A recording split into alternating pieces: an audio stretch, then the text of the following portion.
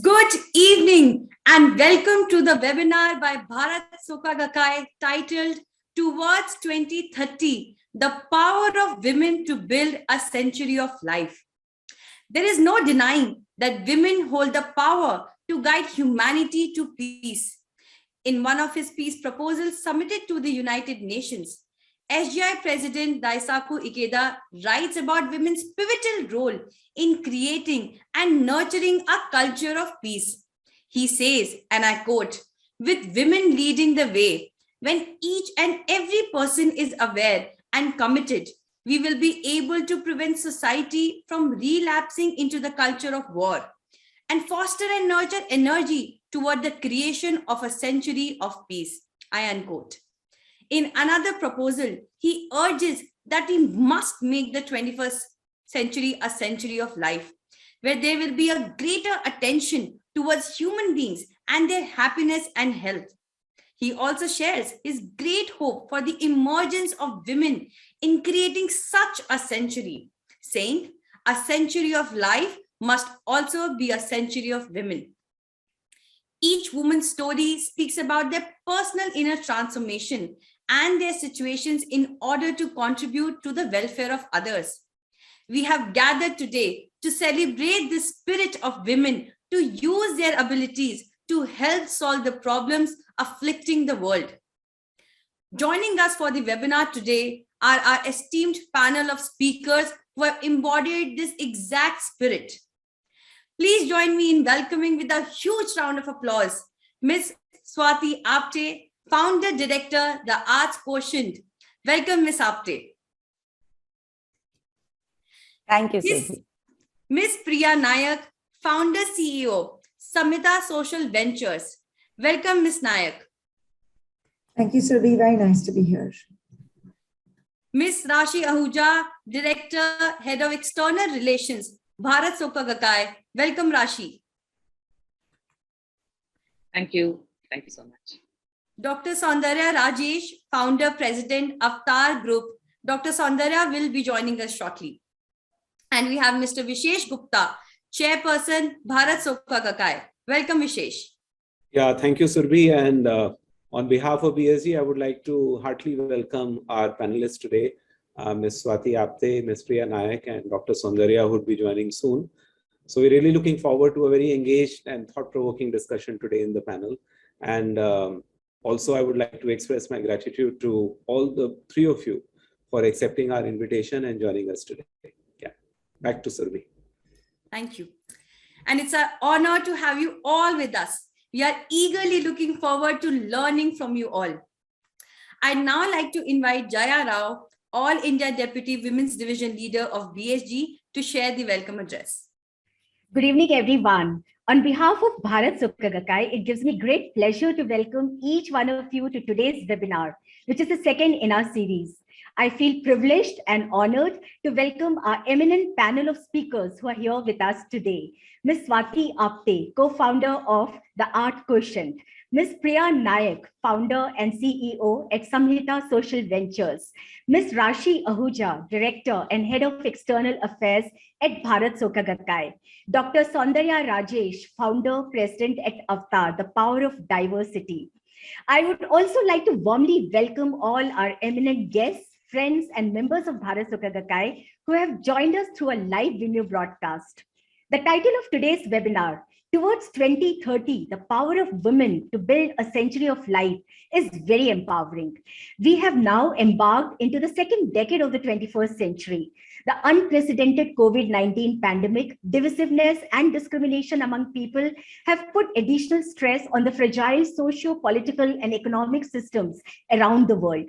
Many people today harbor a profound sense of disillusionment, anxiety, fear, and anger. Moreover, women throughout history have endured unimaginable suffering as a result of wars, oppression, and natural calamities. How can we dispel this dark shadow? What should be the core values and endeavors in the 21st century? When pondering over these questions, I'm reminded of discussions of Dr. Daisaku Ikeda with Dr. Linus Pauling, the father of modern chemistry. They have shared a firm belief that we must make the 21st century a century of life. a century in which greater attention will be paid to human beings and their happiness and health. No matter what our circumstances and how devastating the times are, the inspiring stories of men and women across the world teach us the importance of hope in the face of adversity and the inherent strength and resilience of human beings. In particular, women play and have played a vital role in enabling human survival in the face of natural and man-made disasters throughout human history. Being natural peace builders, women are givers and nurturers of life.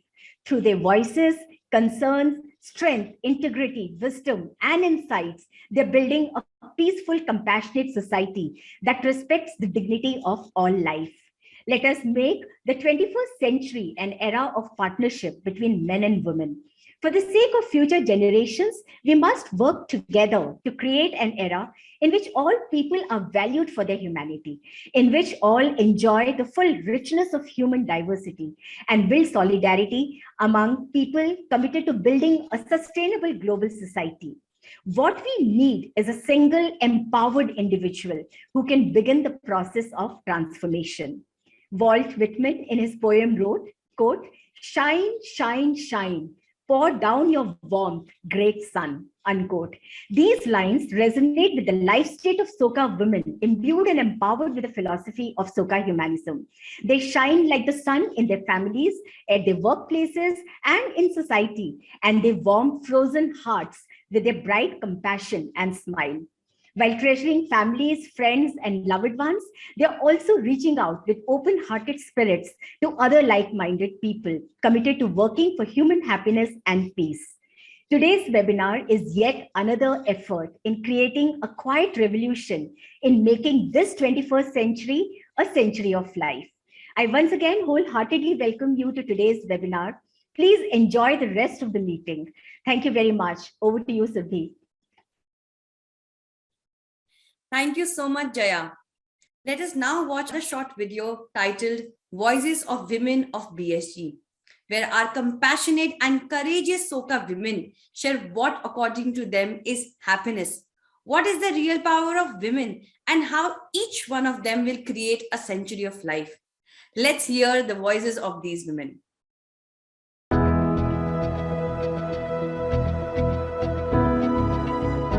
Happiness, according to me, is being undefeated in your heart.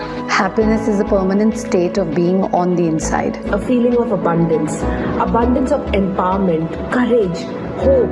I think happiness is not a feeling, it's a way of being. Essentially, I think it's a feeling that I wake up with in the morning, counting my blessings. That no matter how harsh the challenge is, no matter how hard the situation is, I will be able to overcome it. So happiness is when I can create value in every aspect of my life with confidence, with strength, with wisdom and optimism. Despite my disability or profound deafness and that I'm a parent of young adults with disabilities, happiness to me is also the joy of being alive, no matter the circumstances I'm in or the hardships I'm facing. To me, it means limitless hope. It means to be grateful to life always. It means living a life of profound mission. To be able to live every single moment of every single day to the best of my ability, that's what really makes me feel happy. Over the years, I've understood that my happiness is not dependent on external circumstances. In fact, I'm the architect of my own happiness and that of others around me. I had cancer which was life-threatening, but even at the face of death, I was undeterred and found profound reason for living. Happiness doesn't lie somewhere in the future with big achievements. It lies in the present moment, in the little things of life. To me, happiness means being able to appreciate our differences. My mentor, President Ikeda, has taught me that each person is unique. For me, that kind of appreciation and respect at the most fundamental level is true joy.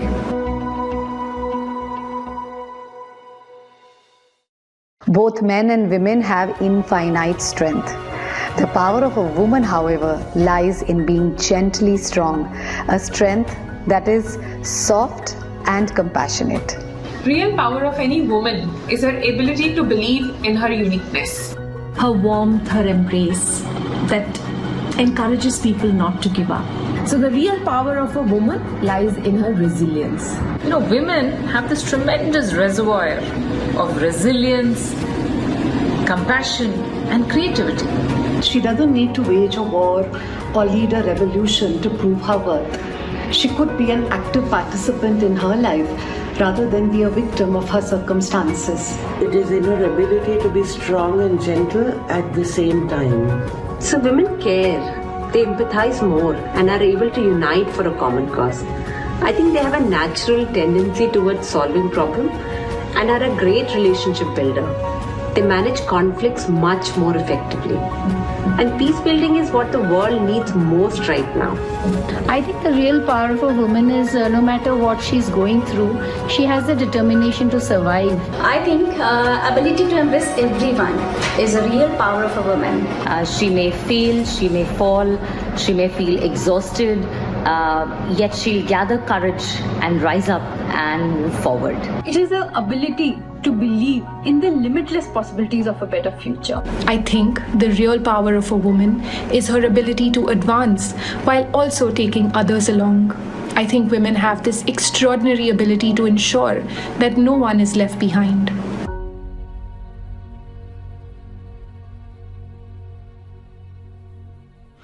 SGI President Dr. Daisaku Ikeda says, "May you live in such a way that others will say, she is a woman, though ordinary, somehow stands out and has a beautiful story to tell." I wish to make this a century of empowering youth with disabilities so that the world sees them as they are, disabled yet able. I feel I can make the 21st century a century of life by empowering every individual I encounter, irrespective of the intersectionalities of caste, gender, color, educational backgrounds, economic backgrounds, to first and foremost respect themselves. And through my profession, I will contribute to enabling each and every girl and woman to have equal rights, opportunities, platforms to achieve their full potential. To make the 21st century a century of life, I will continue to create value and lead by example, be it at my workplace, with friends, or with family. As a child neurologist for over 25 years and a mother of child with special needs, I am determined to treat each life with love, compassion, and dignity. Besides providing the best possible medical care, I try to emphasize to my patients and their parents that when life says give up, hope whispers, try it one more time. So never give up in life.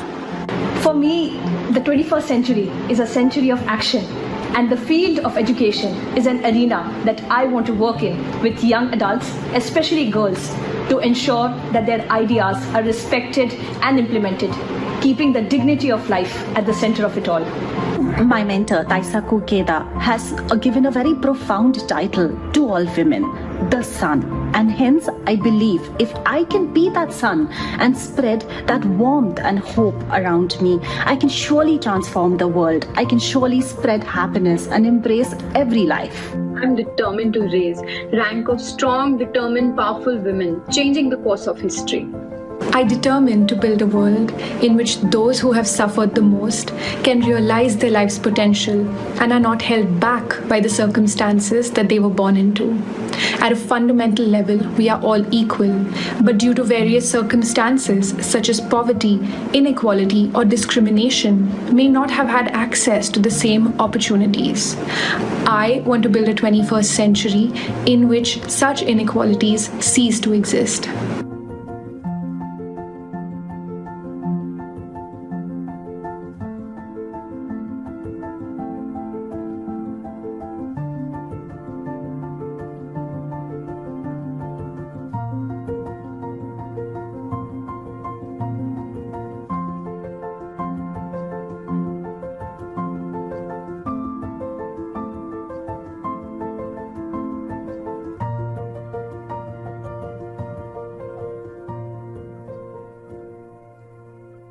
Wow, that was so inspiring.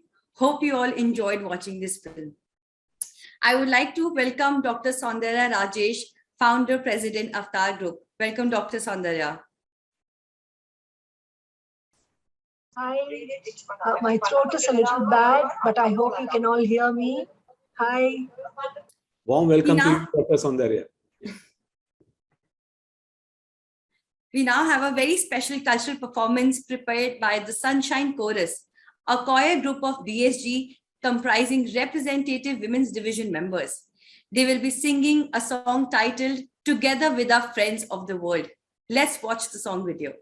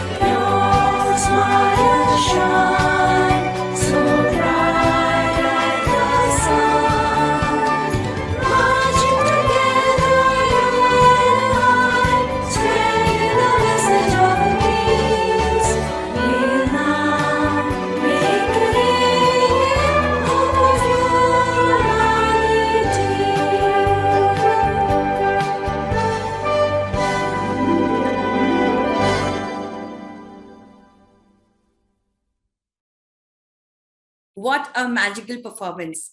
I'm sure everyone in the audience is feeling mesmerized. And now, as we move on to the most awaited event of the evening, the panel discussion, I invite Shruti Nangia, All India Young Women's Division Leader of BSG, to introduce our esteemed panelists and take forward the panel discussion. Over to you, Shruti. Thank you very much, Surbhi. A very warm good evening to each and every one of our panelists and to all our audience members. It truly, truly gives me the greatest honor to welcome our esteemed panelists for today's webinar. So to begin with, I firstly welcome Dr. Saundarya Rajesh.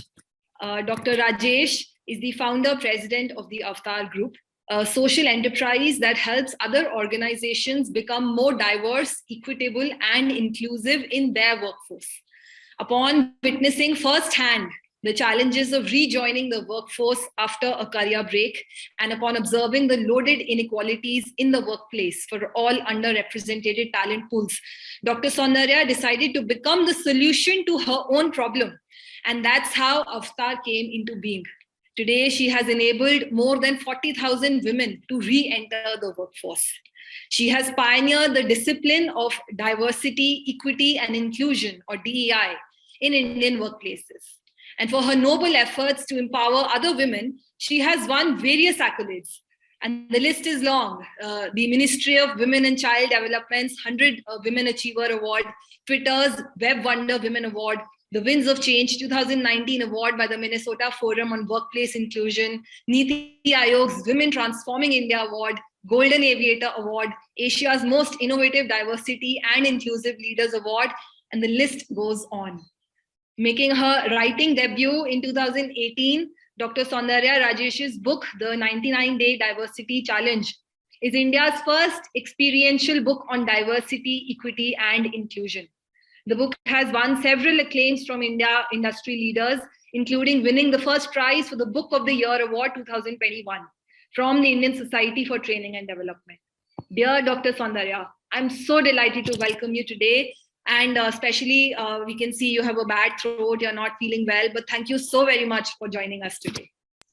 Thank you so much, Shruti, and thanks to all of you.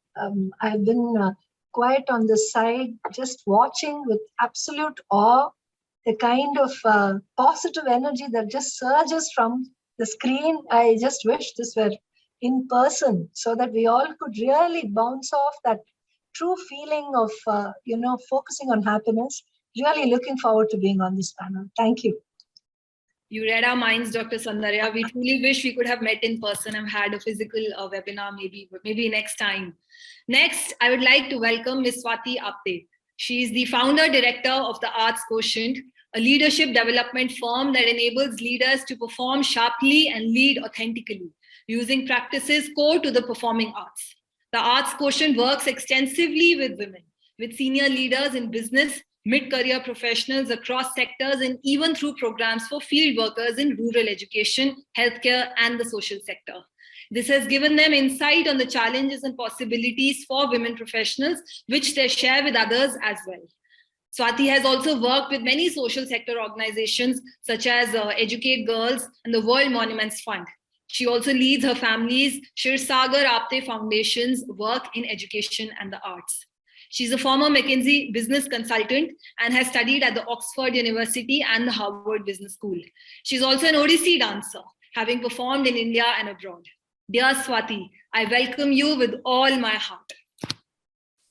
Thank you, Shruti. And I just want to echo what Dr. Saundarya said, which is the energy is really palpable, and I'm delighted to be here to share that with you virtually for now, if that's what's possible. Thank you so much, Swati. So next, I would like to invite Ms. Priya Naik. Priya is the founder CEO of Samhita Social Ventures, a social sector consulting firm that collaborates with companies, government, and social organizations to co-create and implement impactful initiatives for the betterment of society.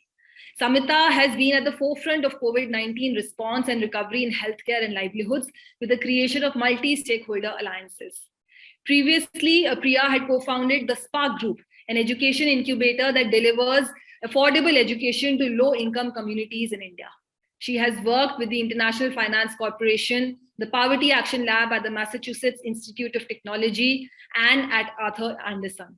Priya has pursued her education from Yale University, University of Michigan, Harvard Business School, and Mumbai University.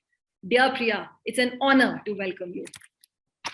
Thank you, Shruti. And, I just, again, want to say that it was so positive just to hear the community come together. And I mean, just the radiance that came through in everyone's face and just the positivity in their voices. I mean, it's been astounding. So thank you for having me here. And by the way, for us, diversity and inclusion is at the core of what we do. And just yesterday, I was getting advice from Swati So really, it's wonderful to see how you're connecting so many dots, even as you build this community. So thank you for having me here. We're all part of one global connected family. It's so wonderful to see that. So lastly, it gives me the greatest joy in welcoming Ms. Rashi Ahuja. Rashi is the All India Women's Division Chief of Bharat Soka Gakkai. She had joined BSG as a voluntary member in 1988. She later joined the BSG headquarters as Director and Head of External Relations in 2015. Being a member of BSG enabled her to learn about the life of SGI President Daisaku Ikeda, whom she took on as her lifelong mentor. Encountering a mentor in life empowered her to lead a life of mission and value creation, one dedicated to supporting and fostering many women across the country. Under her leadership, the BSG Women's Division membership crossed 100,000 across India in 2021. She's a firm believer and supporter of women's empowerment and dedicates all her time to bringing joy into the life of countless women across the country. Dear Rashi, it's a true delight to have you in this webinar. Thank you so much, Shruti. And I feel it is my greatest good fortune to share the stage with all our esteemed panelists today. So thank you so much for having me here. Thank you. So my heartfelt welcome once again to all our esteemed panelists. Thank you very, very much for joining us today and making this occasion so meaningful.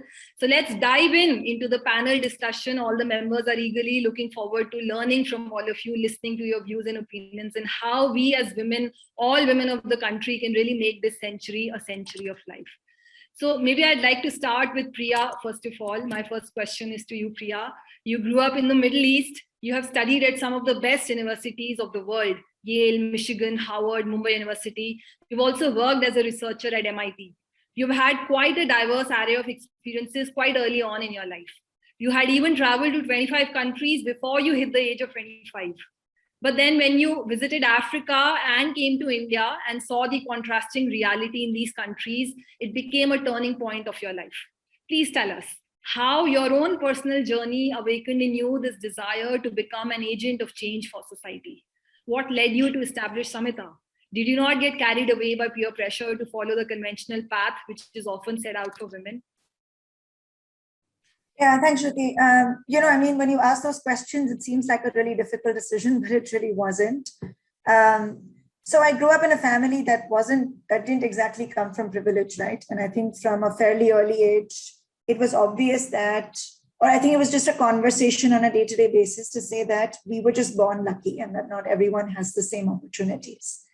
And I feel like it was just growing up in a community that believed that we needed to give back far more than what we received. And I feel like we received so much that the desire to give back was just imminent, like it just had to happen.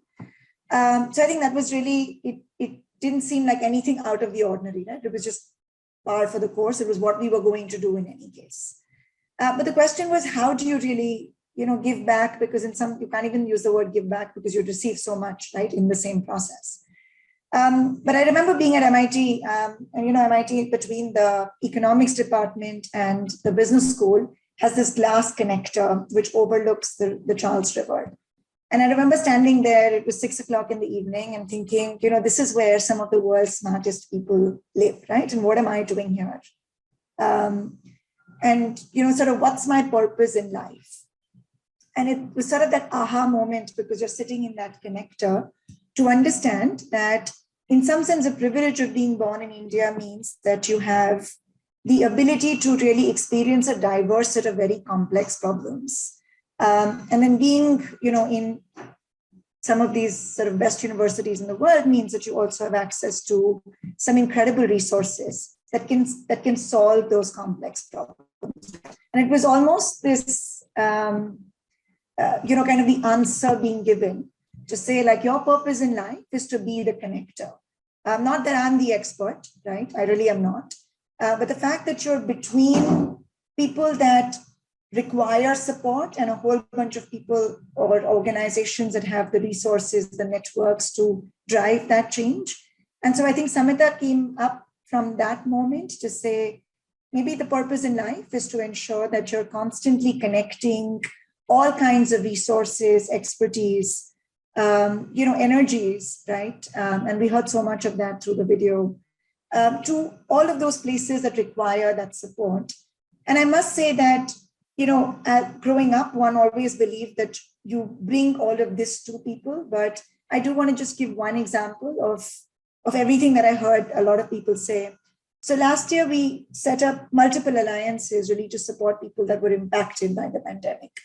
And one of the things that we did is called a returnable grant. It's a zero interest, zero collateral loan that one gives to women who use it to revive their livelihoods, and they pay it back if they can. And I remember this was the middle of the second wave. It was the worst possible moment that women were going through across the world, and definitely in India, right? Livelihoods are impacted, children are at home, you're a caregiver, you're at risk of COVID yourself, you've gone through multiple adversities. And for some of our cohorts, we saw repayment rates of 103%, which means that women paid back far more than they needed to. Remember, they didn't need to pay back anything. And we had these conversations with women to say, you've just gone through the worst experience of your life. Why are you paying back 103%? And I had these women who didn't bat an eyelid and said, when you gave me the money, I was a receiver. When I give back the money, I'm a giver. And just like you helped me, it is my duty to help a whole bunch of others, right?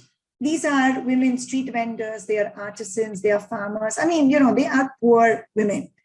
And to see the generosity of spirit from day one, right? And believing that it was the right thing to do was, I think, such an astounding moment that you realize that the boundaries between who's giving and who's receiving are suddenly non-existent. And I remember, that story. And as I think witnessed the video and what everyone else was saying, I thought, that's really what it means to be a woman, right? To constantly give back and get so much in return while you're giving back. So I think just to summarize, I think what I do, what all of us do, just seems so natural, right? It's almost hard to answer a question why we do what we do. Yeah, thank you, Priya, very much. It kind of reminded me that how women have this vast heart, this grand magnanimous spirit, this overflowing love that is inside of their heart, that they kind of just really live with this sense of spirit to really give to the community, give to as many others as they can. So thank you for sharing that aspect. Next, I'd like to maybe bring in Dr. Saundarya into the conversation. Dr. Saundarya, you've had a very wonderful journey as you were growing up. You saw a lot of diversity around you. You spent your childhood and academic journey in Puducherry, and you were surrounded with diversity all through your growing up years. A few years after you started working with Citibank, you had to leave your job upon becoming a mother. And then later, when you decided to rejoin the workforce, you faced a lot of obstacles. And that was the time you noticed the deep-rooted mindset that organizations had towards women joining the workforce after a break. And that's how Avtar really came into being. So please tell us a little more about your journey and how you channelized your challenges into something so beautiful. Thank you, Shruti. And first of all, let me just take this opportunity to compliment you and congratulate you on the beautiful way in which you are, running this show right now. And it was really wonderful, listening to just the sharing when Priya spoke and earlier when Swati spoke, and and I'm sure having heard Rashi.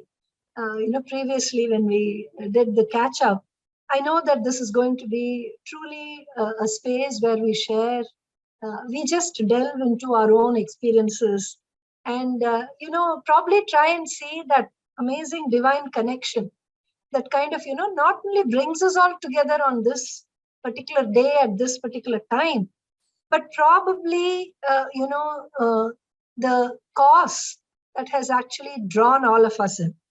In my case, that cause was to ensure that women had economic self-sufficiency.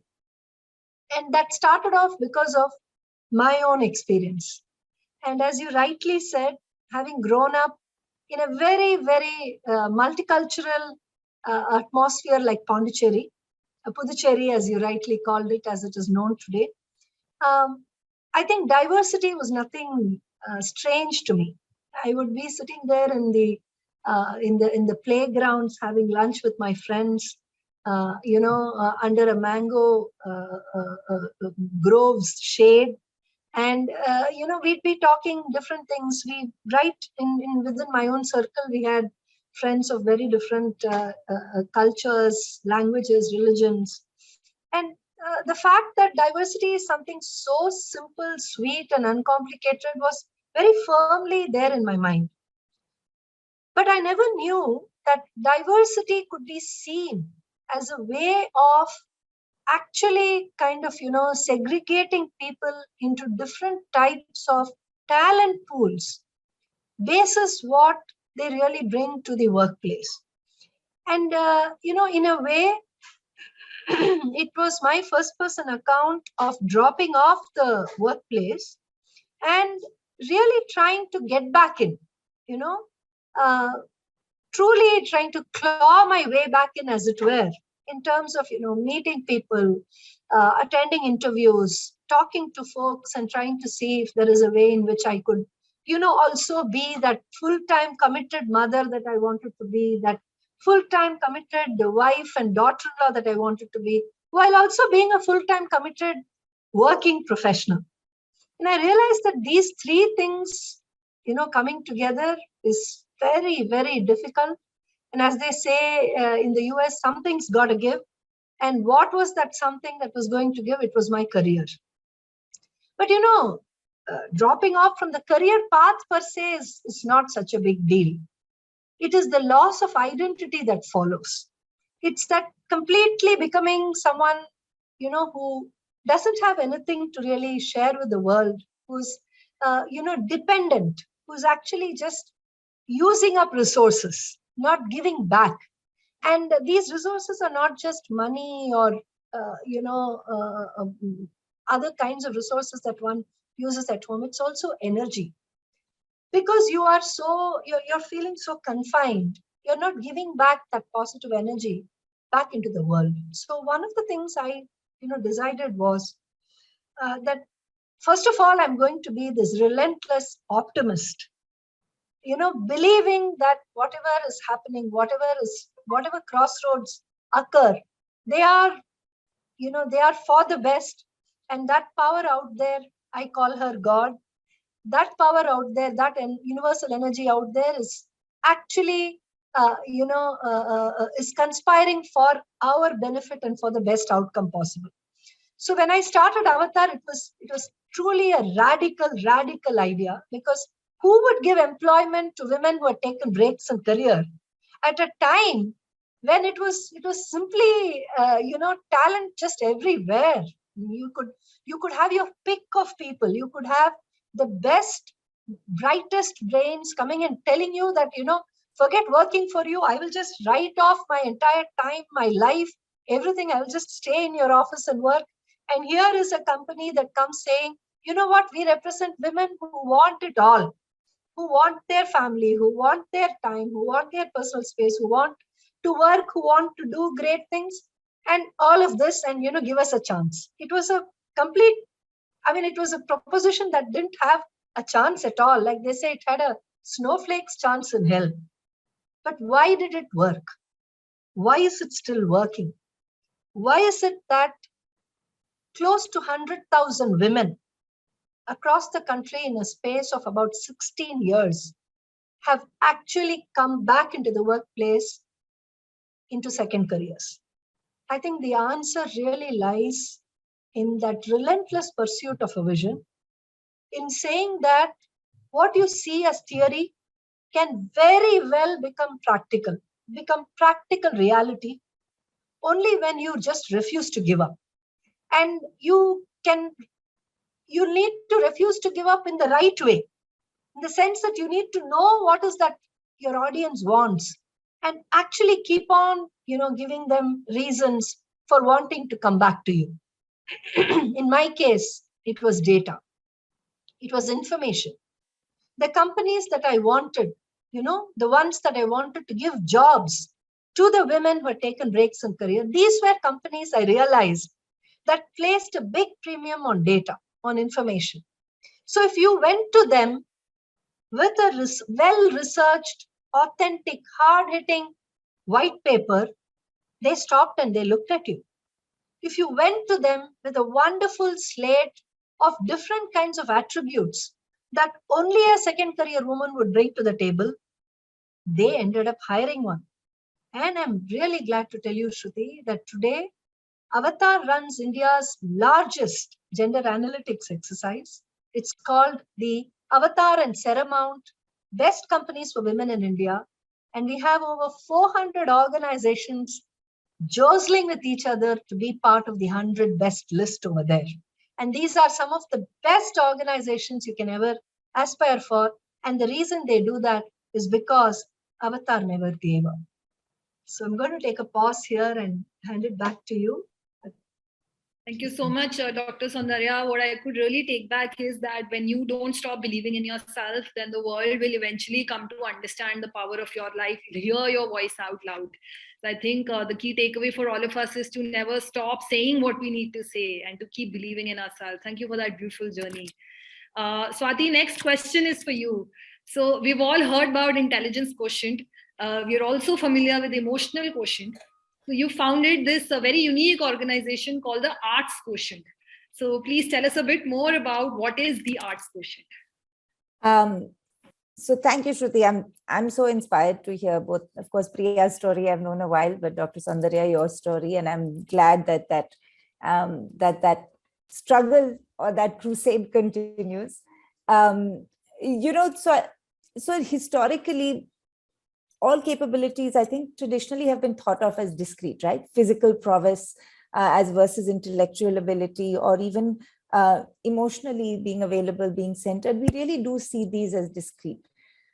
I think the arts is one space which really makes you bring not just your whole brain, but also your whole being.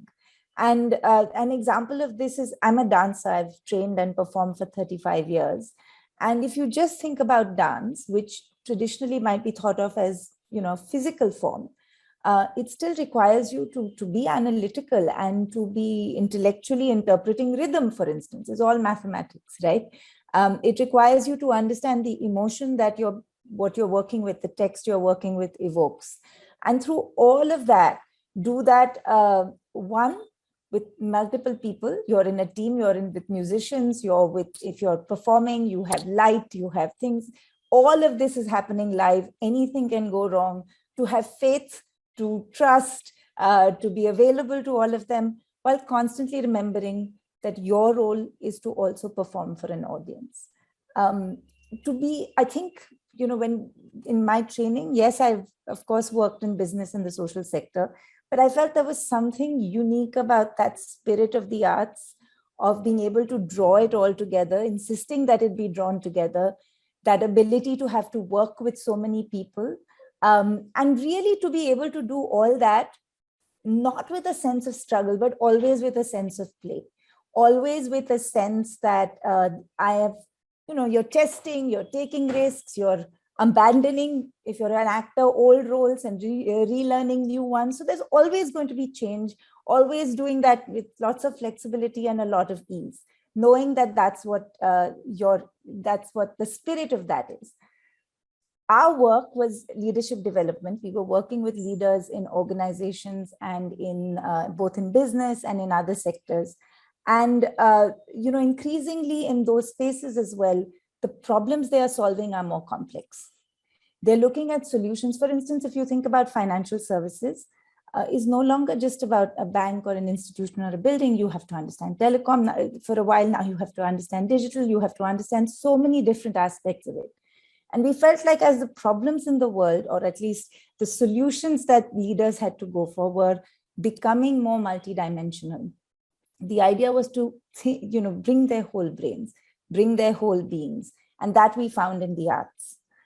The other thing that I felt was this spirit of constantly being flexible, being agile, being able to work with multiple people, doing it with ease. And that's what we wanted to bring to our leaders. And, it's interesting. I heard, I think it was Ms. Rao who said, think of that single empowered individual. In the work that we often do with women leaders, and we do a lot of work with empowering women leaders to be more comfortable and at ease in the roles that they are asked to play, there's often this notion that I have an identity at home, I have an identity at work, I have to behave in a certain way. And in fact, if anything, that almost constrains what's available to you and what's possible for you. And the invitation for us at the Arts Quotient is, how can you actually draw on all of those capabilities, that experience, and bring solutions and bring your whole authentic full self to solving it. And always with this sense of, how do you do it together? How do you do it in a way that's generous with yourself and with others? And so that's why, that's the work we do. So interesting. It's so wonderful to hear what you have just described. I could really take back that, I think all of us have that arts quotient as well, the creative ability to really innovatively bring out the best capabilities from within our life. We don't maybe call it like that, we don't label it as that, but definitely we try innovative means and methods to bring out the unique capability from within our own life. Thank you for such a wonderful sharing that you've just done. So Rashi, I move on to you. Please tell us, today the webinar's theme that we are having is towards 2030, the power of women to build a century of life. So could you please throw some more light on this theme? Yeah, so thanks, Shruti. And before I answer your question, I first of all really want to thank each of the panelists, because I was so engrossed and so inspired listening to your beautiful stories, your journey, your courageous action, your vision. I think it's like really amazing, the kind of work that you people are doing, and how grounded you are and how compassionately you're looking at society and supporting the people in the world. I think it's truly, truly amazing. So that's what the theme for our webinar is also today. So towards 2030, because this decade is very, very significant, very important, and how we live in this decade will really determine the kind of society and the world that we are going to build in the future. So the power of women to build a century of life. So how women can be important, what kind of role women can play to really create a century of life, a century of peace, a century of happiness. So we know that life is the most precious treasure on this earth. And the founder of our Buddhist philosophy, Nichiren Daishonin, said that even one extra day of life is worth more than 10 million ryo of gold. Such is the preciousness of life. And as Jaya also shared, Dr. Linus Pauling, who's a renowned American scientist and peace activist, he said that a century of life would be one in which greater attention will be paid to human beings and their happiness and their health. That means human beings is the focus, they are the center. So where the dignity of each life is maintained and respected, that is the kind of society and world that we wish to create. And I believe that women have immense power and potential to create such a century of life. So why women? Why women have that power? Because women are natural peacemakers. They give life, they nurture life, they focus on human relationships, they raise children, they protect their families. And through this, they develop a deep sense of empathy. And they use that empathy, they use it to transform the challenges and realities of human life. And here I would like to share with you an incident which happened during World War II in Japan. An enemy plane was hit, and one of the soldiers dropped in a parachute and he landed in a field. So immediately he was surrounded by people who, he was beaten up and he was really arrested. So when a young man reported this incident to his mother said, how awful. His mother would be so worried about him. So this is the kind of ability, empathy or compassion of a mother to empathize with the sufferings of a fellow mother, even an enemy mother. So this is what women are all about, this deep sense of empathy and compassion that is there in their life. So if we look back into history, we find that women have suffered the most whenever society has been racked by war or violence or abuse of human rights or disease or famine or pandemic, whatever, these kind of calamities. But in spite of this, it is women who have turned society in the direction of good, in the direction of hope, and in the direction of peace. Because women are naturally oriented towards such values as unity and harmony. Therefore, their role is central towards creating a century of life. During these pandemic times also, I think we have seen so many examples of ordinary women, who have contributed towards the well-being of those around them, so through distributing home-cooked foods or food or medical assistance, etc., in spite of going through the same challenge in their own life. So that is the heart of women. And I was like truly inspired by this perspective of my mentor, Dr. Daisaku Ikeda, who said that how could there be war if we saw each meeting with another as a rare and remarkable encounter with the most precious treasure of the cosmos. I can think of no more direct and simple path to peace. So how we look at human beings, thinking that they are precious treasure of this universe, of the cosmos, then obviously there will be no hatred and no war. So what I feel is that the wisdom and power of women, their attentive commitment to reality, their care and concern for the people in their immediate surroundings, and their capacity to treasure life, these are the virtues with which women will build a century of life. Yeah, so this is what I wanted to share, Shruti, on this theme. Thank you very much, Rashi. While you were sharing, I was thinking of some friends of mine who continue to disbelieve in themselves, and I wish they are attending this webinar right now, because listening to all of you, I feel that women have absolutely nothing wanting in their life. Within them is the whole reservoir of the entire cosmos. All they need to do is to look inside, from the soft heart to the courageous, strong spirit. Everything is there inside of a woman. In fact, one can easily say that empowered women lead to empowered nations. So it's so wonderful the way that you're all sharing. So talking about empowered nations, Dr. Saundarya, coming to you, you had once spoken about creating role model organizations.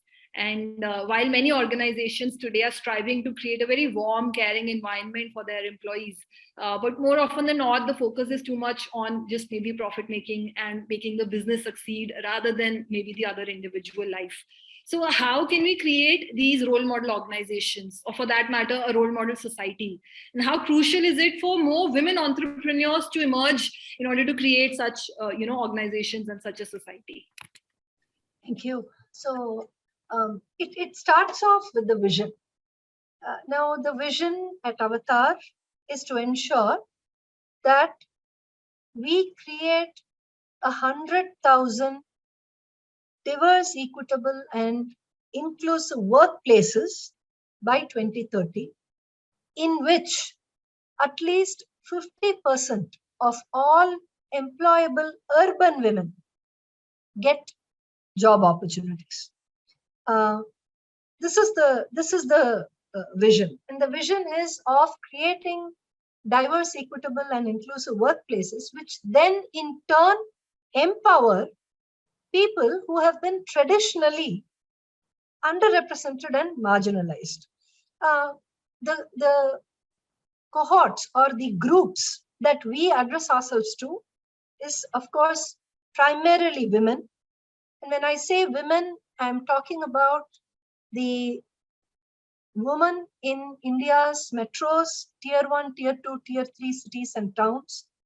The educated woman, which means she has at least completed a graduation, and a woman who in some way considers herself as being relevant and pertinent in the society around her. Now, why this is important is because if the woman kind of doesn't have that spark already in her, then it's a little difficult to kind of, create this ecosystem for her benefit when she is kind of an unwilling, part to it. So she has to also take that step, and organizations like us also help her in taking that step. So in this vision, it is very important for us to have large numbers of employers. Now, if you look at the Employer Provident Fund portal in India, the EPF portal, which basically is a list of all employers in this country who provide employment. I mean, they could be very tiny companies also, small businesses which just employ maybe 10 or 15 people, because you need to have 20 people at a minimum in order to be part of the EPF. So if you have small companies which employ only 20 people to very large companies which employ lakhs and lakhs of people, all of them come under this one portal, which is the EPF portal, Employee Provident Fund portal. Now, in that portal, there are more than 7 lakh organizations. Now, if you do a random check in those 7 lakh organizations to see how many of them are even aware of the concepts of diversity, equity, inclusion, how many of them believe that having a workplace which, unleashes the power of diversity by bringing very, very many different people together, by completely shedding your biases in terms of this person will be good, that person will not do well, this person we cannot work with, this person has historically problematic issues with us. When you shed all those biases and you just kind of, open up your workplace to very different people, and it's not just in the opening up that the magic begins. The magic actually gets unleashed when everybody's voice is heard, when all of their thoughts are, shared in a very free and fearless manner, with equity-based enablers that enable them to actually come forward. So all of these aspects are what really create that magic and ensure that businesses really benefit out of this kind of being good businesses. So being a value-based business requires that you look up at someone and you realize that, oh my God, these organizations are so value-based and they are good businesses, and that is being good for business, which is when you are truly diverse, equitable, and inclusive, then you are actually helping your own business become even more solid, maybe more profitable, maybe, serving your community at a larger level, maybe providing employment, fulfillment, and sustenance to a whole lot of people who up until then have never obtained those options. So in order for smaller organizations, medium scale companies, all those companies along that, continuum of very tiny companies to the super large corporates, they all need role models to look up to. They need to see how somebody else did it. And this is where our work, Avtar's work, becomes very crucial, because in the last, so I started Avtar in 2000, but we really got into the space, really began digging, our nails deep into the heart of things. That started happening by 2005. So 2005 to 22, 17 years. In these 17 years, I think, like the Chinese proverbial Chinese bamboo, we have been building, growing roots, talking to companies, creating that momentum around diversity, equity, and inclusion. Till 6 years ago, when we launched India's largest gender analytics exercise, the Avtar and Paramount Best Companies, everyone was just, wanting to be there. And these first organizations, the ones that truly realized the power of diversity, equity, and inclusion, they have the potential to become true role models, which means that, it's a big responsibility to be a role model. I mean, when I see all the amazing women on this panel, I'm seeing you, Shruti, and Rashi, of course, and Swati and Priya, so bright, so generous in their sharing. I mean, role models, all of us, all of you are role models, and it's a very heavy mantle to wear. It means that you really have to be very careful and concerned and be committed to the change that you want to see. And for these organizations to be that kind of role models, they need a lot of empowerment. I mean, to start something off, anger is sufficient, especially in the social enterprise space. If you're very angry with something, that is enough. That's great fuel to start it off. But to continue, to sustain, you need empathy. If you lose empathy, that anger burns itself out after a point of time, and then what are you left with but just ashes of your own, feeling of rebellion? That alone will not help. So when we started working together with these companies, it has created an amazing change, because all of these organizations today, they are building and lifting other companies in their ecosystem. The competition is there. They may be competitors to each other in the marketplace. But when it comes to diversity, equity, and inclusion, they're not competitors. They lift themselves up, which is why I think the power of role modeling, the power of, showing what are the right things that need to be done, that is so crucial. Right now, as we speak, Avtar is running an initiative called Business is Good. And if you just search the hashtag business is good, what it essentially means is that when businesses are good, it is good for business. when you focus on great values, when you focus on diversity, equity, and inclusion, it's good for business because your top line is up, your bottom line is great, your shareholders, stakeholders are happy, your employees are very, very happy, and your customer, she votes with her wallet and she gives you a lot of business. It's so true, Dr. Please feel free to have some water. Sorry to have asked you back-to-back questions. But I think it's like the need of the hour today to really keep women into the mix. No longer can organizations or countries kind of ignore this loud, portion of the population, the large portion of the population. So I think, and it's for the betterment of the entire humanity that kind of, if women are pulled into the picture and they are brought to the forefront. You spoke something about biases, which I'm going to come back to a little later, till the time you can give your throat a little break, but maybe just moving on to Swati, taking on from what Dr. Saundarya was just sharing, the aspect of how organizations need to kind of, give opportunities, or rather create this environment where women are able to really unleash their full potential. But one is that the organizations are giving that platform. But the other element of it is also that women need to also believe in themselves. Sometimes years of conditioning kind of holds them back, in really believing in themselves. You are helping leaders build confidence through the medium of art. And it can in fact be safe to say perhaps that women are natural artists. They create the biggest art in the canvas of life. They create life itself. But, that's one of the biggest paradoxes of life, that while women have the power to give life to others, they'll give everything to others. They sustain the life of others. But then they tend to have this lowest confidence in their own life on occasions.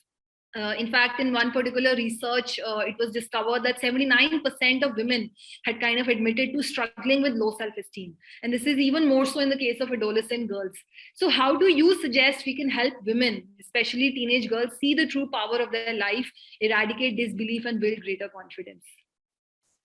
Shruti, I think it's a really relevant question. And, it was interesting to hear Dr. Rajesh talk about all of us here and feeling so positive and empathetic. And I must confess that, it has been a journey even for me personally. I've had the anger, I've had the low self-esteem. And I think, the thing is we all sort it out. But really coming back to what I think, again, the other thing I want to say is with the socialization is so innate. I have 2 teenage children, one son and one daughter. And even being raised in a home which people talk, to both of them about equality, it is just interesting to watch, if I was to take a dispassionate view of them, how much they absorb of what is happening more societally. And how you have to constantly counter that. My daughter's sense of self and my sons, even as teenagers and as adolescents, I see that play out. To me, actually, it comes down to one thing, that if you have to think about what fuels the longevity of any kind of journey is a sense of self and confidence. And if I really think of that as fuel, I'd say the things that deplete that fuel are really 3 false tropes. And girls carry them, I think, from a very young age. The first one I'd say is that I have to be perfect. And this notion, this falsehood that we have, that I can only do this if I'm perfect. And if it's not perfect, then I must drop out. I think is one that we have to give up. To say I have to stay in the game. I will get better. Resilience is a big idea. I think just that ability to have that conversation with yourself, saying, today was not a good day, but I'm staying in it. That giving up on that need for daily perfection. I think the second one is that I have to be it all, I have to do it all, right? So I have to be the perfect mother, I have to be the perfect professional, I have to be that perfect daughter and daughter-in-law. I think we are women, we can do it all, we just don't have to do it all at the same time. So, going back to that conversation about identity, if you have taken off from work to stay at home and take care of your children, that's who you are in this moment. You can always change it. So to sort of get caught in that definition of whatever you're doing right now, I think if we break that and we break that idea of, if I'm not able to do it all, then, I'm in some way depletes that idea of self, right? I'm not worth having it. And I think the third one that we all suffer from is I have to do it all myself. So, this is not like going into battle dhal talwar. I mean, the best, like when you talk about leaders, when you talk about institutions, when you talk about building a movement like you have at Avtar, it is one of the first things that you talk about is truly how you reach out. And we can be so empathetic and available for others. I think it's also understanding how do I create that resource and that network of support for myself. One of the best pieces of advice I got when I had young children was from a woman boss who told me, make friends with your neighbors. Let them help you bring your kids from the bus stop some days. You don't have to make it to every dentist appointment. You also don't have to make it to every committee meeting here. You will make that balance, but co-opt supporters. Ask for help. Treat the people who help you very nicely.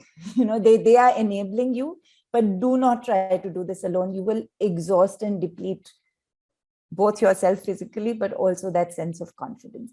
And I think if we think about those three, that this need to be perfect, drop it. The need to do it all, not necessarily to do at the same time. And the third is that I have to do it alone. And in fact, create that support for yourself so it can be more sustainable. I think those are lessons to teach a teenager. Those are lessons to teach a young professional. And I think that continues to be even as you become more seasoned in your career. So that's what I would say are the three things that I feel will enable women to support themselves. That's so beautifully put. I was thinking that one of the key elements of empowerment is to really unlearn a lot of things that we've kind of been conditioned with. All the three tropes that you kind of just defined, they're conditioned inside of our psyche. And to be able to lead a very happy, empowered life, it's so important to unlearn those aspects. Thank you for sharing that, Swati. So Rashi, coming to you for my next question. So while all women want to really lead magnificent lives, but more often than not, they just remain too preoccupied with the various roles that they have to take care of. Something as similar to what Swati was also just defining. Sometimes they're a caretaker, a worker, mother, a sister, daughter, friend. There are so many roles, and they tend to forget themselves in the process. And in such scenarios, how can women regain their own strength, their life force, their fighting spirit to pursue their long forgotten dreams, hopes, and ambitions that they have in their life? Yeah, so I feel this is a very important question and very interesting question. And so first of all, women should believe that it is all possible. So it is not that because they have so many roles to play, whether they'll be able to do it or not. So like you asked about how they will regain their hopes and their ambitions. So I feel that the most important factor in regaining our spirits and pursuing our dreams is to first ask ourselves, for what purpose do I want to achieve my dreams? So that purpose becomes very clear. So if the purpose that drives the women is self-centered, for one's own sake, for my own growth, for my own ego, for my own happiness, it's like for one's own self. If that is the purpose that drives them, then more often than not, it may not be like 100%, but we may start with a very determined spirit. But when we face the harsh realities, we may not be able to continue for long, and then we give up along the way. But on the other hand, if we truly want to contribute towards society, towards creating value in the life of others, moving away from that self-centeredness, and then we will be able to draw forth that wisdom and that courage to pursue our dreams. So President Ikeda, he said that when we awaken to a sense of purpose, we can break through the barriers that are holding us back. So this purpose in life becomes the key. That is what will drive us to either accomplish our dreams or to give up on our dreams. And the second factor, I feel, is the belief in the immense potential of our own lives and challenge ourselves to draw forth that potential to achieve our dream. to achieve our dreams or to achieve our goals. So believing that, our life has immense potential, whatever is possible for another person is also possible for me. So because women in general, like you said in the question also, they lack this belief in themselves. They may believe that others can do it, but probably I can't. So we have to change this. We have to start believing that even I can, because I have the same potential in my own life. And if I make an effort to draw forth that potential, I too will be able to achieve to achieve whatever dream and whatever goal that I want to set for myself. So I'll share Keda's one perspective, one quote, where he said that however hard it may be to believe, each of us is infinitely powerful. We have the power individually and collectively to change the world. We, the people, are the new superpowers. So I felt so empowered when I read this quote that we, the people, we, the ordinary people, we are the new superpowers. And there are many examples of such superpower women in the world who have really contributed not only to their own lives, but to the lives of many others. And one such example is the life of Dr. Wangari Maathai. And she was an environmental activist from Kenya and the first African woman to win the Nobel Peace Prize. So in Kenya, to respond to the needs of these of these rural women, who reported that the streams were drying up, their food supply was very less, and that they had to walk to get firewood for fuel. So she encouraged these women to plant trees, so that these trees would bind the soil, they would retain the rainwater, and also it will be a fuel for them. So she started this tree plantation movement from Kenya, which spread throughout the world and has now been, she has now been responsible for planting more than 10 billion trees and transforming the lives of more than 900,000 women in Kenya. So one empowered woman can really empower many, many others to bring forth the great potential from within their own life and transform not only their lives, but the entire society, the entire community.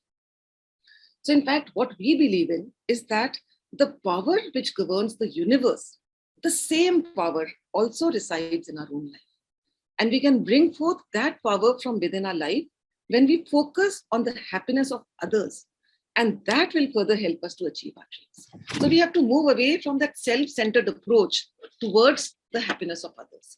And that will give us the courage, the determination, the energy to be able to also achieve our own dreams. So Swati also said, to never give up and to continue to believe in yourself, because you can do it. That's what I truly, deeply believe. Yeah. Thank you so much, Rashi. It kind of resonates also what Dr. Saundarya was sharing earlier, the aspect of creating value. The living with a sense of purpose and creating value can be like two sides of the same coin. And it's like feeling very proud at this moment that we are part of this organization called the Bharat Soka Gakkai, Soka meaning value creation. So the whole objective of the organization is to live a life focused on creating value. So thank you for that sharing, Rashi. Priya, coming to you next. You had once said that all people inherently have a desire to do good, but it's not easy really to see this inherent goodness in absolutely everybody. We live in really very difficult times, and women have to live with their guard up at all times. So please do tell us, how do you build this confidence in your own life to be able to see the goodness in all people? I think, just taking off from where Rashi left off, right, or I think what Dr. Rajan talked about or what Swati talked about, I think it's about, as soon as you're thinking about other people, just your own challenges become that much easier to resolve. And for me, I think 2 years ago, I know that before the pandemic, I was feeling very restless, right? And I don't feel like I had a sense of purpose. And I feel like the pandemic just inherently changed that because suddenly it wasn't about me. It was about something much larger than me, my organization, my community, my network, right? And when I first moved to India, I, as like a 20-something, and I remember talking to people about collaboration, everyone looked at me saying, that's such a Western notion. There are logos and egos and people don't collaborate. They talk about it, but they don't do it. And that just wasn't true, right? So 2 years ago, after 10 years of wanting to build collaboratives, we built 2 alliances. The first alliance had 59 funders, 56 implementation partners. We impacted 5.3 million people. And all of this just happened, right? And it happened because I feel like everyone came together, everyone understood that the problems were much larger than themselves, and that there was no option but to trust each other and come together very, very rapidly. And trust trumped everything else, right? The other alliance, which today is looking at impact. So I think our commitment really is that we will irreversibly increase incomes of 10 million workers and entrepreneurs, with 5 to 7.5 million being women. And I feel like when I even articulated that in my own mind, I said, I'm completely crazy. I spoke to some of our partners and my funders, and they said, you're crazy. Because you're talking about irreversibly increasing incomes of 10 million people. Like, do you even understand the number of zeros that are in that, in that ambition? And I think that the more conversations I had, the deeper my belief and my commitment became. And today we had a funders meeting, and I had all of my 5 funders tell each other about their strategies to impact the 10 million workers and entrepreneurs, right? Whereas, we didn't even think that was going to be possible. So, Shruti, going back to your question, which is, I feel like if you truly believe that it's the right thing to do, and I think somebody else as part of the video also said that the universe conspires to make it happen, because it's not about you, it is about somebody else. And the speed at which I have seen people and organizations rally together to achieve goals that obviously help themselves. And I think Saundarya talked about the need for data and the need, for business to be convinced. But I've heard again and again and again CEOs say, I'm doing this because this is good for me, it's good for business, it's good for my employees, it's good for stakeholders, it's good for society. So the fact that it's the thing to do, it's not even the right thing to do, but it's the thing to do for people to come together collaboratively to achieve things that are that are good for everyone. I feel like it's just become so easy. And I didn't feel that sense of ease. And I know that Swati talked about it, right? To say that your whole being comes together. And I feel like the one thing that changed for me is having that purpose defined. And as soon as my purpose was clear, how I was selling it to everyone also became clear, and why they were in it also became clear. So I feel like, it's sort of the forces coming together because you believe and you trust, right? And I feel like the last thing I want to say is, and Swati also talked about this, which is ask for help. And the one thing that I've done again and again and again is I tell my maid, I can't do it, you need to help. I told my mother-in-law, I can't do it, you need to do it. And the more you ask, the more people give. And I feel like women do it so much easier than men. And I don't understand why men don't ask for help, right? There is sort of a sense of ego that holds them back. Whereas I feel like the reason we're able to give so much is because we constantly ask for help. And therefore it's not just us, but there is a community that's adding to your pool that in some sense makes it easier for us to do everything that we do. And I must also say that none of it seems easy because, at the end of, I feel like in the morning I wake up and I have this sense, and at the end of the day, I have nothing left to give. And I believe that I can't do this anymore. And that the next morning, I'm not going to find the energy or the hope or the ambition. And I do, right? And I feel like, it's these communities that we build, and, the fact that it's not just us talking to each other, but that there are all of these hundreds of thousands of people that Rashi, for example, has built very, carefully, where everyone's sort of supporting each other's ambition because it is a collective ambition, right? So, sorry, it was a long-winded answer to your question about how do you find good in people? I mean, we just do because I feel like we believe that we will. I think one the common thread running across the entire webinar today is to really live with the spirit of purpose, because if you have that sense of purpose, then all things are taken care of. We find the strength within us, we find the courage, the opportunities just emerge, or if they don't emerge, we create that opportunity for ourselves, and we start believing in people because we believe in that purpose, that goal that we're trying to achieve. Thank you for sharing that, Priya. Dr. Saundarya, coming back to that one point about the bias that you were sharing earlier, from really offering career support to just women initially, your organization has diversified into providing support for a cross section of marginalized people in society today. So you truly are manifesting the spirit of leaving no one behind. But in order to truly make sure that no one is left behind, we need to overcome our own inherent conscious biases, which often take us away from respecting the dignity of all life.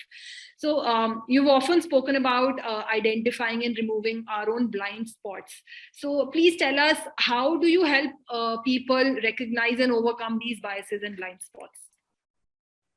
Thank you, Shruti. Great question. So when organizations embark upon a journey of creating a workplace, creating a work culture, that is kind of different from what it was when they started off, which means, it's more diverse, it's more inclusive, there is a greater sense of belongingness, there is greater camaraderie among people, that, that ability to give yourself more when it comes to, your career or just about anything you're passionate about. All of those aspects are part of a diverse, equitable, and inclusive workplace. Now, when companies get on this journey and when they want to start seeing, the results of what they have done, which is, do I have 25% women? Am I having greater employee engagement scores, better scores than before? Do I have greater new products, which is, symbolic of innovation, symbolic of creativity, evidence of the fact that when very different people come together, that kind of the spirit of creativity is unleashed. Do I have more new products which are created? So these are ways in which organizations measure the efficacy of diversity, equity, and inclusion. But very often, one of the simplest ways in which any company can get started on this journey, and it doesn't mean that you need big budgets, it doesn't mean that you need, a huge 5-year agenda, it doesn't mean that you have to, get everybody, every CEO and CXO and MD and, your entire board and all, everybody involved in it and getting all of them gung-ho about it. There is a very simple way to get started on this journey, and that is the process of identifying and busting non-conscious biases. And by the way, the right terminology for it is not unconscious bias, it is non-conscious bias. Because when you say unconscious, it means you're really unconscious. It means you're either in a faint or in a coma, or you're like, you're unconscious. There's no conscious that is acting on that. But when you say non-conscious, it means there is a very active conscious, but which is not in your control, which is probably, being controlled by the biases, which is why it's called the non-conscious bias, or simply put, cognitive biases. When we begin understanding what these cognitive biases are, and there are dozens upon dozens of them, what we have done at Avtar is we have identified the 12 most frequently recurring biases, and we call them the dirty dozen. These are 12 biases, they're cognitive biases, which we often repeat. We be doing it. I mean, you look at someone, you have a conversation with them, you realize you both went to the same school together. Great, fantastic. That is a halo effect. Instantly, that person becomes great, incapable of doing anything wrong. Everything on their resume now glows with a certain, fervor of the fact that you both shared that alma mater together. Or you go through somebody's resume and you see that they have actually had, a huge gap, which they are not able to explain. They're not able to really explain why they have a 6-year career gap. And, I often say this, at least in the case of women, you can hide behind, and I'm saying this very consciously, you can hide behind maternity or childcare or elder care and say that this is why I took a break. And that is why you really would have taken a break. I'm not saying that it's a falsehood. But in the case of men, it's really sad. Let's assume that a man takes a break for mental health reasons. And it's a 6 or a 5-year break. And then he wants to come back into the workplace. You know that it is near impossible for a man to emerge from a large career break. Completely impossible. So the world has infinite double standards for both men and women separately and together. So, I mean, that's a story for another discussion. So the point is that if you look at that break and instantly something triggers in your mind and you're wondering, is it that he maybe, had some kind of a crime record or he did some jail time or something, and your mind starts thinking along those lines, and then that's it.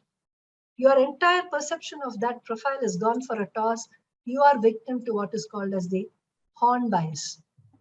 So like this, like halo bias, horn bias, anchoring bias, negativity bias, you have so many, recency bias. You have 12 biases, which are frequent in our lives, in our personal relationships, with our children, with our significant others in our lives.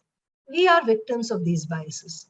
Of course, we are also victims of it in the sense that we are at the receiving end of these biases by others.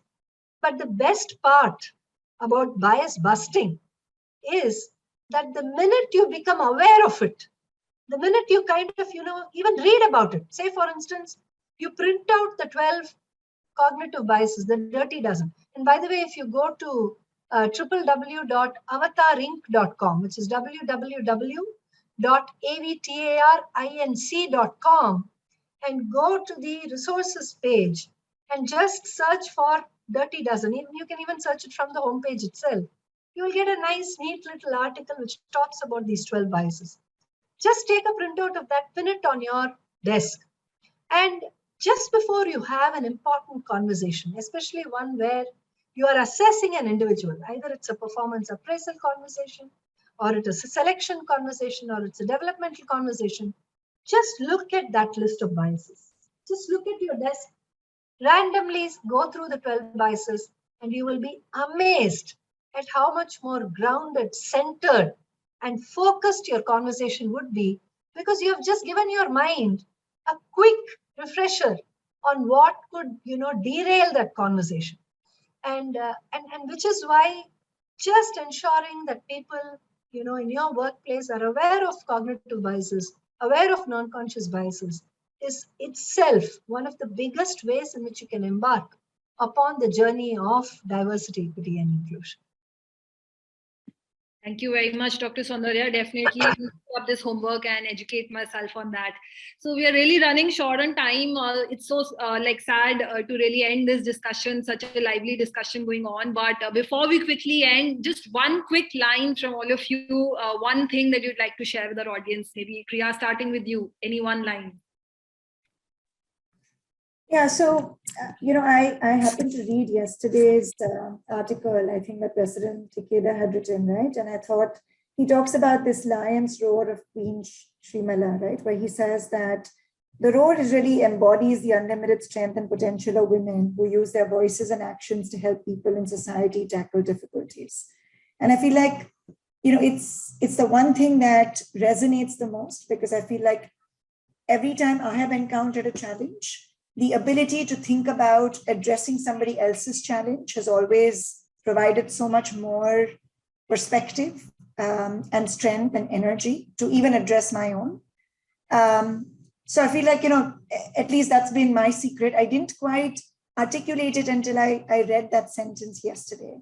So firstly, thank you for pointing out that article. But I wouldn't even have realized that that's what was powering me all of these years. But it's sort of my secret, which I discovered yesterday. So thank you for that. And I hope it works for everyone else as well. Thank you so much, Priya. Swati, anything, one line? I think I would say that, the empathy that women are capable of in for others, I think to also be equally generous with yourself, and to treat it with a sense of how do I flow, not fight? And to constantly focus on that and make that available to you. So wonderful. Thank you so much, Swati. Dr. Saundarya, any one point that you'd like to share? Well, I'd like to talk about intentionality. You know, in Sanskrit, we have this word called sankalpa. And what sankalpa basically means is that, you know, you kind of call upon the energies of the universe to bless what you're going to do so that you achieve it successfully. And when we were researching on this concept of intentionality, and I was looking for a word in, you know, in Indian terms to kind of connect it, I couldn't look for a better word than sankalpa. So one of the things that I'd really like to, you know, share with all women who are listening to this is being intentional means that you're just harnessing the power of the universe and directing its energy into what you wish to see. And that intentionality provides you with not just speed to reach your goal, it provides you with direction. It connects you to allies. It helps you amplify your voice. And how do you become intentional? I mean, is it that you are born intentional? Do you have to be blessed to become intentional? No, it's a simple set of everyday actions. It's a set of everyday cleansing of your mind, of reaffirming what you wish to do, and then determining that nothing can really stop you. And like, you know, Rashi so beautifully said, you would have to flow with the tide and get it going. You know, when we spoke earlier, we spoke about actionism versus activism. And the fact that, you know, if you determine to be an actionist, then intentionality is what is going to help you attain success in that action. So beautifully put. Thank you so much, Dr. Saundarya. And Rashi, the final say by you. Any last line? Yeah, so finally, I would like to quote a short poem by Dr. Ikeda, written to encourage the women. And he said that, may you live in such a way that others will say, she is a woman who, though ordinary, somehow stands out and has a beautiful story to tell. So extending gratitude to all the women around the world and on this panel. Thank you for your beautiful stories that you helped create. Yeah, so thank you so much. Thank you very, very much. I'd like to really, from the bottom of my heart, extend my deepest thanks to all our panelists for your most amazing views that you've shared today. So much learning, so many takeaways for all of us. I'm sure we could go on and on, but this is what the time allows right now for all of us. So I'd like to hand it back to IMC Surbhi. Thank you so much for this invigorating session. I could take back so many points, and I'm sure everyone in the audience also have many takeaways and learnings from this discussion. Thank you so much. As we come to an end of the evening, we would like to honor our panelists with a memento. I request BSG Chairperson, Mr. Vishesh Gupta, to please do the honors and also share the vote of thanks. Yeah, thank you, Surbhi. Very good evening once again to everyone. And I must share that today I was in the student learning mode. With my camera switched off, I was glued to the Zoom screen, listening, watching to whatever each one of you was sharing. And I think today has been a memorable evening, not just for me, but for each one of our audience. So much to really learn and take away from each of our panelists and from Rashi, who gave the Soka view based on President Ikeda's writings and various essays which President Ikeda has been writing from last so many years. So first, I would like to present this memento. It may not be very clear on this Zoom screen. This actually has our BSG logo and then the title of today's webinar, that is Towards 2030, the Power of Women Creating a Century of Life, and the name of the panelist. This one has Dr. Saundarya's name. This is like just one example I took, and then today's date. So I would like to take this opportunity to share a few things which I learned today. As I said, that a lot of learning and unlearning happened in my own life. And when I met each of you on a one-on-one basis before this webinar, still I was wondering that what is the basis of each of the organizations which you have created, whether it is Avtar, whether it is Arts Quotient, or whether it is Samhita. And today, thanks to the panel discussion, which Shruti has moderated very well. I would like to share my understanding of what has been the foundation.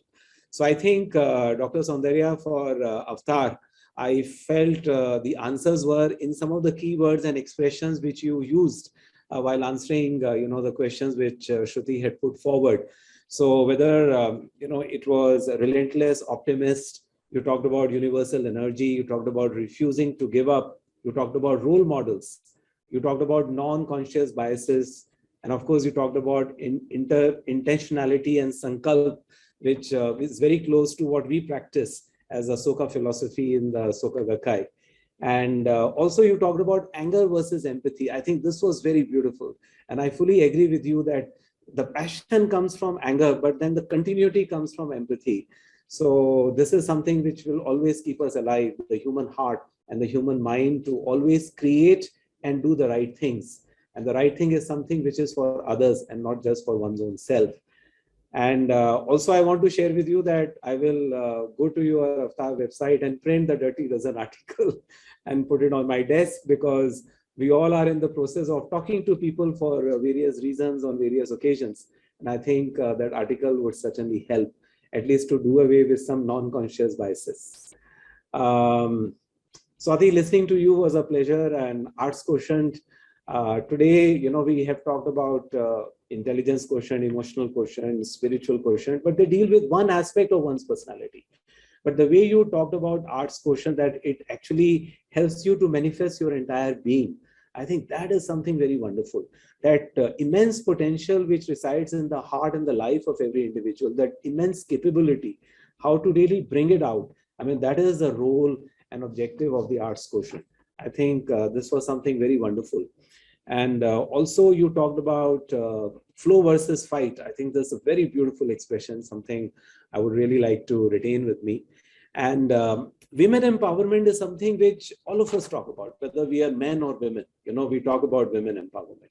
Like men would say, yes, women should be empowered, and women would say that women should be empowered or need to be empowered. But I think the three things, which you asked women to drop, so that they can really feel empowered, I think that was simply amazing, because so simply put, but yet so deep and profound.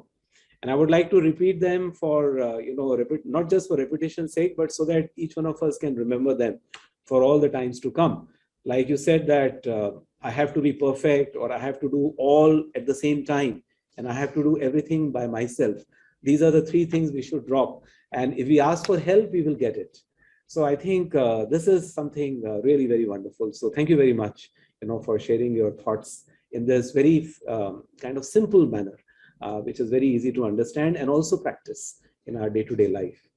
And Priya, finally, like Samhita is a very wonderful word. You talked about collaborations, getting together. I think that's what Samhita literally is also all about. And in the beginning, you said about, how one can think that, oh, I'm born so lucky, so let me give much more than what I have received. I think that is a very wonderful idea. And that is really the beginning of entire creativity, which we can do as a human being in our lifetime. And then you talked about, the two pillars of trust and purpose, which Samhita as an organization has. I think that is something very interesting and very important also. Because if we have this sense of purpose, a sense of mission in our life, then this anger versus empathy, will really flow instead of fight. And mostly the fight is with one's own self. But how to really flow, but not to flow with the tide, but to flow, in a particular direction, so that you can continue to create value. I think this is something which came around so clearly in your thoughts and discussions. So from the bottom of my heart, I would like to really thank all the three of you and Rashi for a very wonderful discussion today. I also want to thank all our esteemed guests who have joined us today. My IT team tells me that today 7,300 people have joined this webinar. Most of them would be our members, but few would be our esteemed guests and also from the media. And also I want to thank Shruti for moderating this panel, Surbhi for coordinating and being a very wonderful anchor today, and also all our BSG members who have worked behind the scenes to make today's event such a success and memorable. So thank you once again, everyone, and have a very nice evening. Yeah. Thank you so much, Vishesh. And thank you so much, everyone, for joining us today. As you leave the webinar, you will be taken to a feedback page. I request you all to fill in the feedback form. Wishing you all a very lovely evening ahead. Thank you and stay safe. Thank you very much. Thank you. Thank you. Thank you. Thank you so much.